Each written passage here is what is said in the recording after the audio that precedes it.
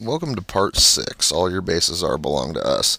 Now, this particular video, I'm going to go through how I create my electronic bases, complete with magnetic switches. Now, I've seen multiple ways of people doing the LED lighting. The LED lighting in a miniature, in a single character model, is kind of uncommon because, first of all, it's very difficult. Second, it's not easy to make the base look good.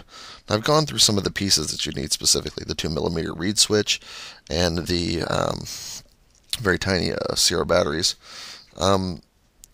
The reason why I've done all these is because some of the other ones that I've seen look pretty terrible. Specifically, I've seen them go so far as to be sitting on top of a soda cap, where they're an inch thick or whatever, where people just took like something ready-made from Michael's or Hobby Lobby or wherever, where it was all put together and had this giant, fat, huge switch where the stupid model stood about a foot off the table. To me, I don't want it to look like that. I want you to not know that there's an LED in this thing unless you look really closely. That's why I do two things. I felt the bottom. I try to keep it from extending any bit past where it would normally be. I want to keep them as close as they would be in normal regulation play, and I want them to look better than anybody else's. And the only way I found to do that is the method that I'm going to show you here. So the first thing I'm doing here is I'm just testing everything, putting it all together. You'll notice that the model's already been glued together after we've done all the wiring, and I have the wiring sticking out the guy's foot. I just want to make sure that everything looks right, make sure everything fits together, make sure there's no more modifications I have to do before I go ahead and put it on the base. You see the swords look pretty good, everything lays where it's supposed to be, and it's ready to be primed and base coated with paint.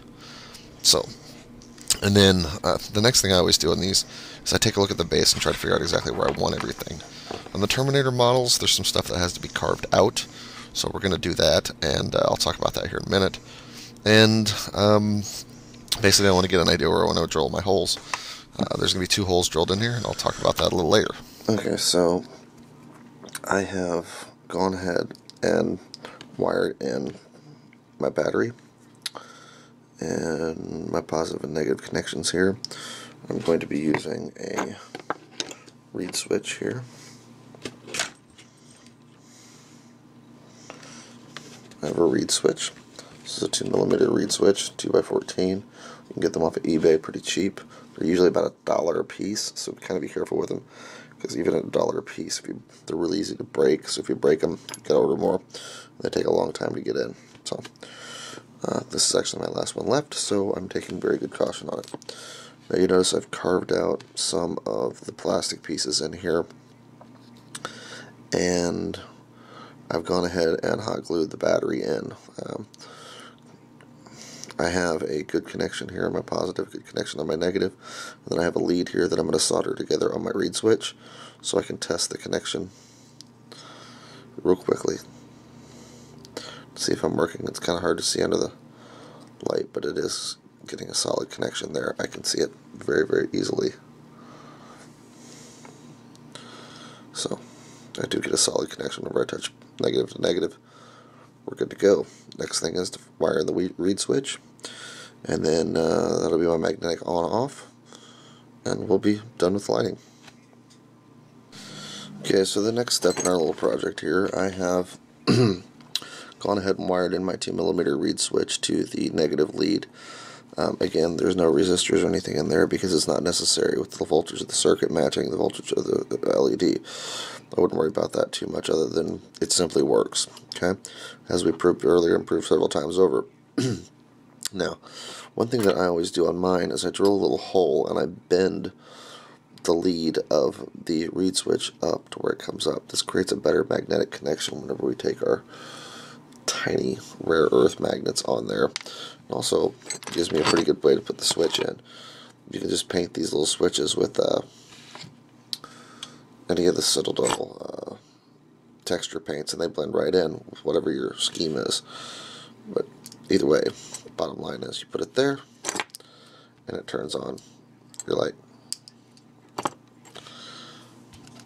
Let's see if we can get a better picture of this.